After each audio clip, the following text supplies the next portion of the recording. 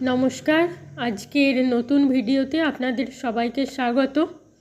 আজ আমি আপনাদের কার্ডবোর্ড দিয়ে একটা ড্রিম ক্যাচার তৈরি করে দেখাচ্ছি।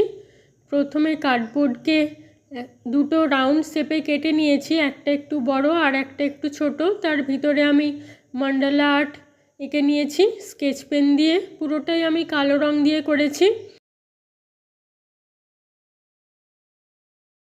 কয়েকটা পাতার শেপের কার্ডবোর্ড কেটে নিয়েছি, নিচের দিকে এগুলো ঝোলাবো।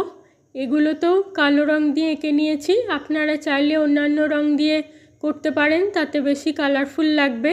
আমার মনে হয়েছে এই কালোটা দিয়ে করলেই বেশ দেখতে ভালো লাগবে। সবগুলোতে আঁকা মোটামুটি কমপ্লিট হয়ে গিয়েছে। এবার এইগুলোকে আমি একটার সাথে আর একটা পাটের দড়ির সাহায্যে লাগিয়ে নিয়েছি। এবার দেখে নেওয়া যাক এটার ফাইনাল লুক। আমার এই কাজটি আপনাদের কেমন লেগেছে কমেন্ট করে অবশ্যই জানাবেন। ভালো লাগলে লাইক শেয়ার করবেন। আর এই রকম নতুন নতুন কাজ দেখতে চাইলে আমার চ্যানেলটিকে অবশ্যই সাবস্ক্রাইব করে রাখতে হবে। ধন্যবাদ।